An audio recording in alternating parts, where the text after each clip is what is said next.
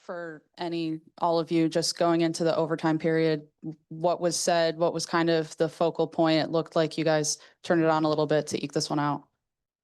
Yeah, I think we just realized it was winning time, obviously, and we had another opportunity to be able to walk out of here, winning game one, and I think everybody locked in and we were able to do it. Sandy, is there any immediate update on Brianna? No, we only just got back to the locker room. I'm sure she'll be evaluated soon.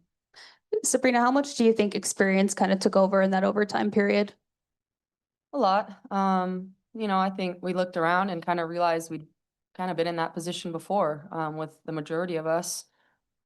Just understanding how important overtime is and knowing we had another gear to get to. And, I'm really just proud of the way that we stuck together. We weathered the runs that they went on and ultimately found a way to win. Sandy, you kind of knew that this was going to be a slugfest coming in or blow by blow, but just what did you think about the way that the game went down today? Yeah, very physical game. It was really hard to get from A to B, but in the end, I think just our resiliency paid off and a little, like you said, a bit of our experience and we just made some shots. But I thought defensively, I mean, we hung our hat on that, which is what we have to in the playoffs, and we rebounded really well. So two good things that we worked on going into this game. For Coach, Natasha Cloud had a big game for you guys tonight. Obviously, she was with the Mercury a season ago. Do you think that had any, extra motivation or maybe helped her at all in this one?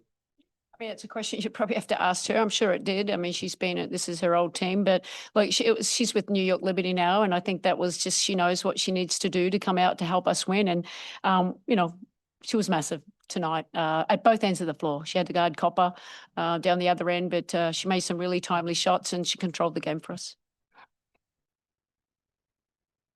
Greg Moore, Arizona Republic.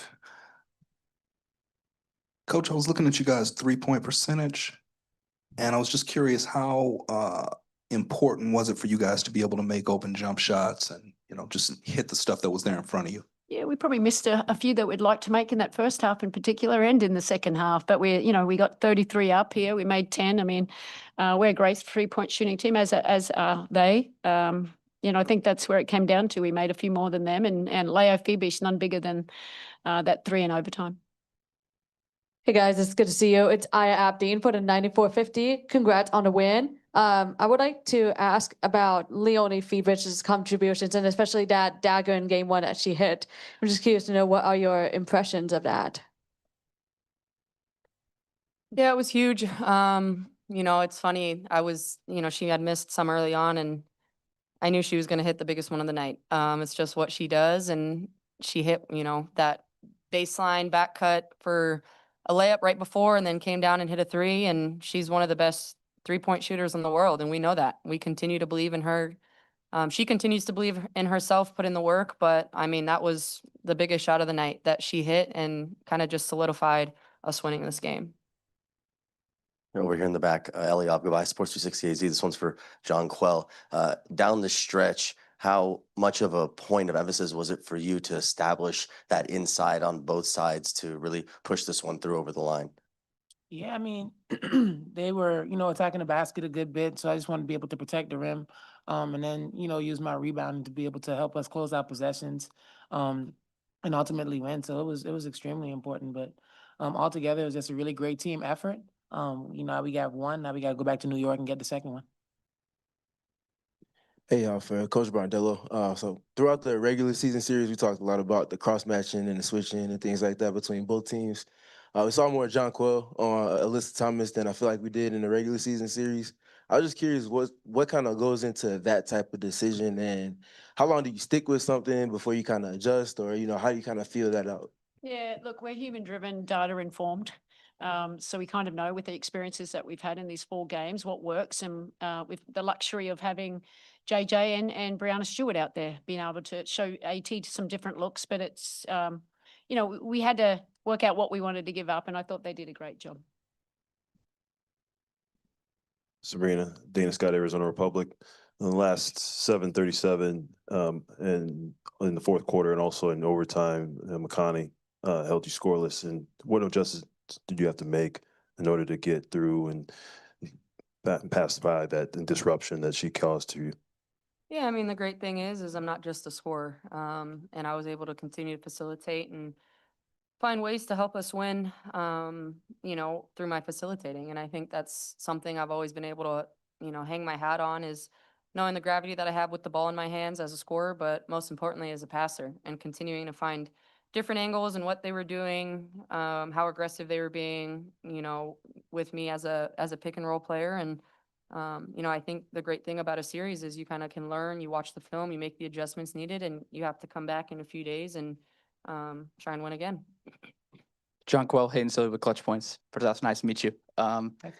So everybody talks about the mental fatigue of the playoffs, but I'm just curious about the physical fatigue, especially in a game like this where a lot of fouls are being called. There's a lot of, bodies in the paint. Just how do you guys sort of stay physically, ready throughout a game like this where it is as physical as it is? I mean, you get treatment. You understand that that's just the nature of the playoffs, and that physicality is just how it's going to be. It's going to be really turned up from another level from the regular season. And I think experience kind of helps us out in that aspect as well, because we're used to it and we understand what it took last year to be able to go the distance. So yeah, that's just the nature of the playoffs.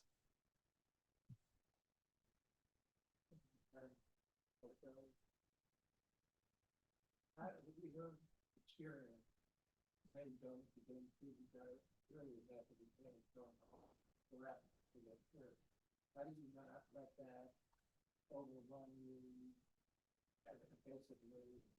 Just look at it back in the game. You don't have to win the game, but you want that. Yeah, no, 100%. Look, we know what situation we're at. We have the advantage. We went on a away game and we won on their home court.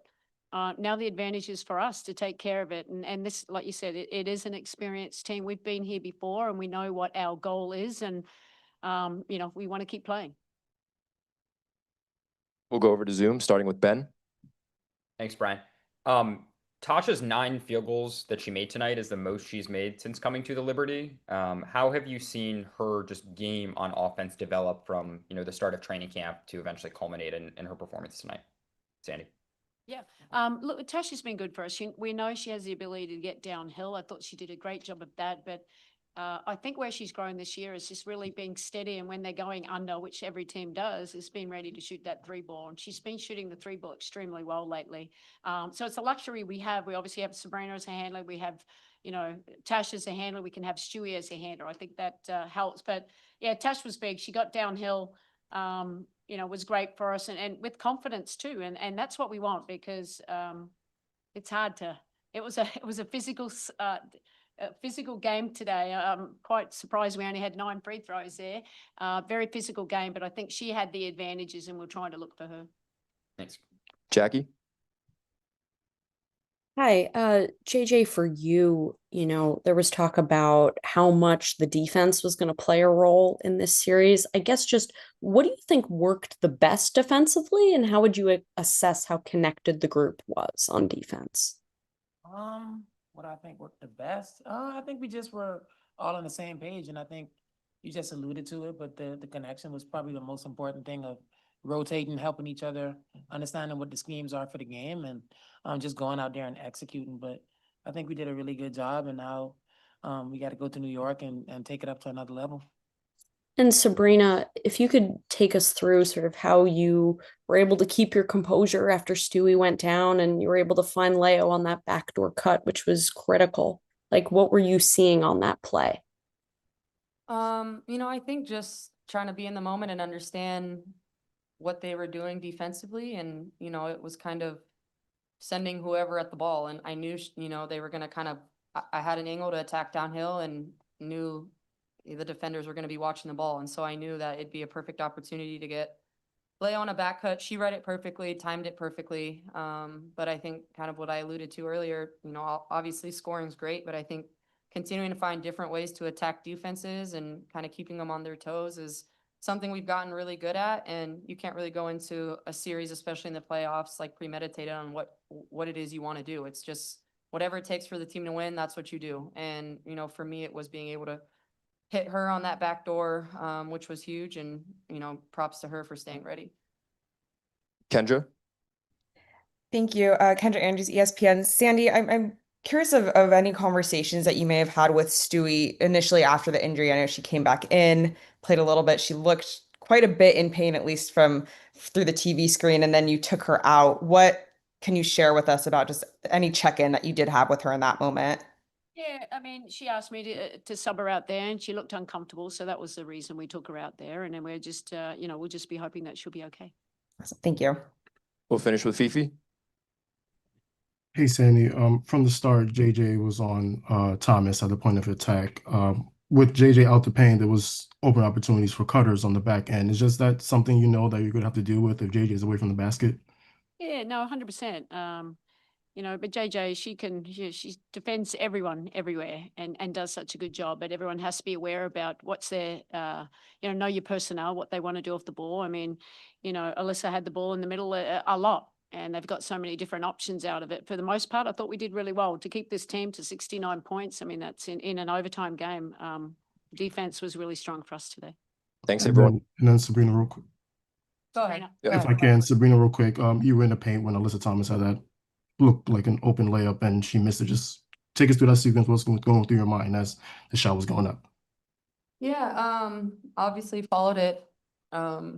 Just like watched it go up and it looked long to me. So I was just trying to kind of get a tip out and make sure she didn't kind of get another one. And obviously we had a great defensive presence inside to be able to just alter like an easy pass, an easy layup. And you got to just play till the final buzzer. And so that's what we did tonight. Thank you. Thanks, everyone.